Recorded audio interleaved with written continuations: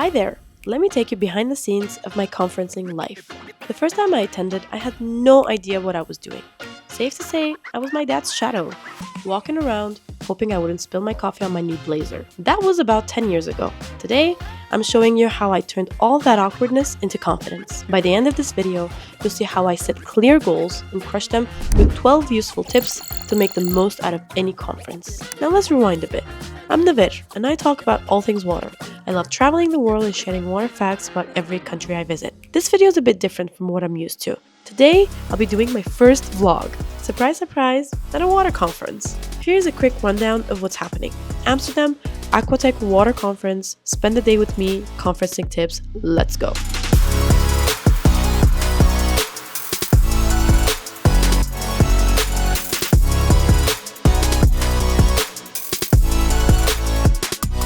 My father and I run a water treatment company in Armenia. Aquatech is like a tradition for us. Typically, we attend to strengthen the relationship with our suppliers, discover new products. This time, I'm also bringing in a new angle to the table. I'm here as a content creator, pitching my idea to the people who care about it the most. My first tip would be know your purpose and set a goal.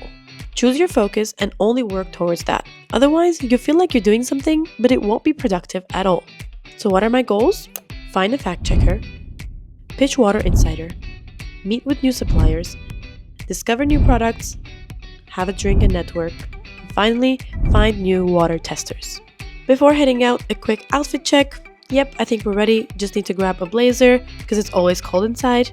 Oh, and I also like to bring a spare pair of shoes because heels can get, well, you know. Other than that, we got business cards, chocolate, mint gum, battery bank, gifts. I'll get to this later. Okay, we made it out of the hotel and now we're on our way to grab breakfast. Good morning!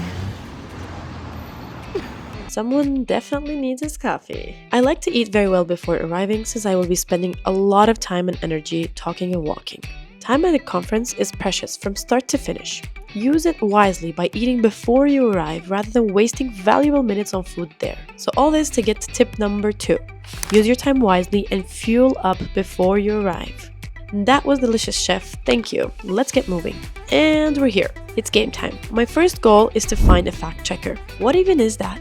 Well, I create deep down videos about water facts by traveling and learning. I cannot possibly know all the ins and outs of all countries, so I need some help. A fact checker. So we now have to find an independent water engineer. What would I do if I were one? I'd probably come in early, probably be near workshops or lectures with industry experts.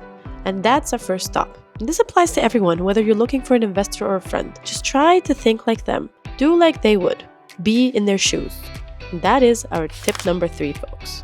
Think like they do. Alright, so I found some halls and started the hunt. Which one of you is an engineer here? We wait until someone asks a question. Those who ask are often pretty specialized and are very interested. Both work for me.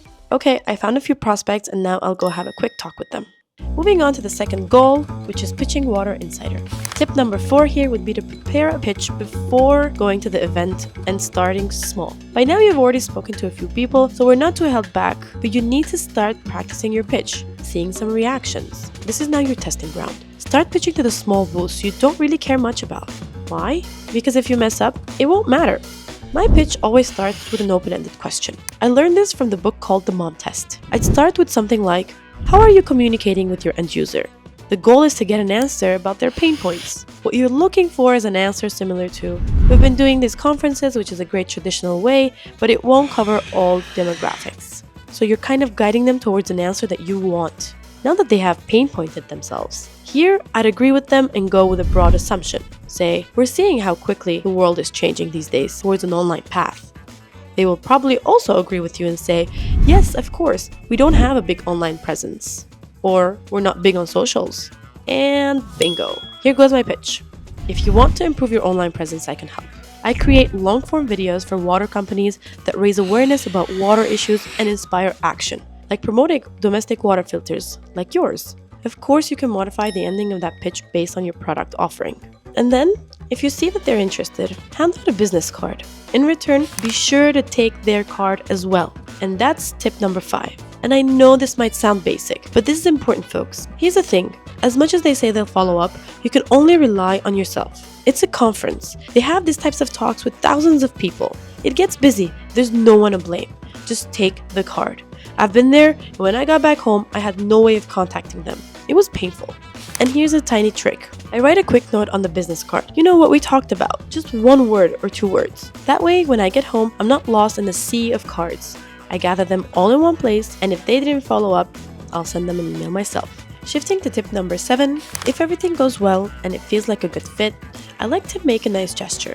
I usually go with sweets. Yep, I always bring some Armenian sweets with me. Not only do they spark interest, but they also stay with the person, literally in their pocket, and serve them as a reminder of you later. Moving on to tip number 8, schedule meetings on the first day. Okay, it's midday, I'm exhausted from walking around. Time to sit down for some supplier meetings. I like to schedule my meetings on the first day. Aquatech is a 4-day thing and it's usually busy on the 2nd and 3rd days, so day 1 works perfectly to have these meetings. So I found another one of our suppliers. This is Tatiana from Atlas Filtri, and we were talking about this new technology that is reducing PFAS as well, right? Now let's dive into my next goal, discovering new products. While it's true that we're happy with our suppliers, it's important to always be on top of trends. It's good to know what's happening in the market, seeing new technologies and innovations. This knowledge helps you negotiate better deals with your current suppliers, or maybe even find a new supplier. And here comes tip number 9. Explore new products, but don't be easily sold. What does that mean? Building strong supplier relationships are based on trust, reliability, and long-term collaboration.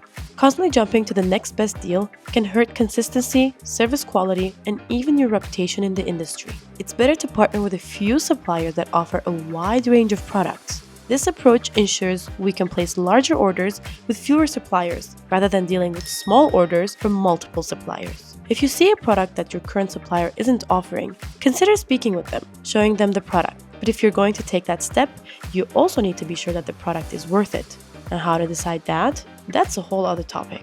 I thought about making a video on how to choose new products or suppliers to work with, but I was a bit hesitant. Let me know in the comments if that's something you'd find useful.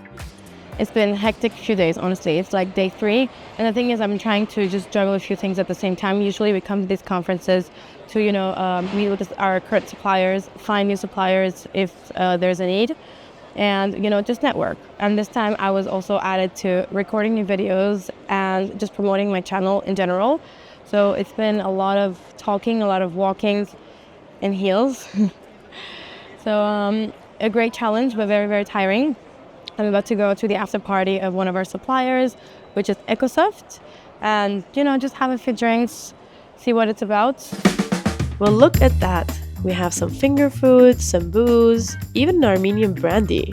Now moving on to tip number 10, which would be to build genuine and lasting connections. We'll have a lot of mini tips here. I'll start with the basics. Smile, keep an eye contact, firm handshake, make jokes. It always helps. Don't be scared to jump into someone else's conversation, but delicately, If you're one who finds it hard to break the ice, you can use my trick. Always have a sweet from your country. Just offer that sweet, and the conversation will start there. Another thing I pay close attention to, if you're hitting it off with someone and want to build a lasting relationship, your next mission is to plan the next step, whether it's dinner, lunch, or even a visit to their country. But keep in mind, as good as the conversation is going, you need to keep it brief. Don't be stuck with one person for an hour. This is a networking event. You want to be sure you're moving around as much as possible. Finally, give them more than you take. Show them that you have a lot in store that they need to know by sharing valuable insights or experiences. Throw in things like, but that's a topic for another day. Or, if you're good at baking, mention that they need to try your cookies when they visit you. Or, suggest interesting resources or connections that could be helpful to them. This approach leaves them wanting more and builds a lasting impression. Okay, enough. My body's sending me some hints, it's time for a drink. Yes, this conference serves alcohol for free. See, I've been to many conferences, but this specific one is the only one that serves alcohol in my personal experience. So when I was waiting in line for a drink, a perfect place to take advantage of the opportunity and network. So I asked the guy behind me, how many conferences have you been where they serve alcohol like this? He said, oh, so many. And I was like, huh? I've been doing this all wrong, but I don't know, I could get used to this. And that brings me to tip 11, which is drink with class. Don't start drinking too early and don't drink too much. Duh. Avoid lingering too long in random booths where you don't know anyone, and don't get familiar. We all know booze can do that to you. No matter what you do not open controversial topics like politics or religion. Keep it professional. And finally, find out where the after party is and get yourself invited. You'll find so many more opportunities for networking and pitching there. And just like that, it's the last day, everyone's packing up, and there aren't as many visitors, so not much to do. But before you head out, here's one last big tip for the last day. Remember my last goal?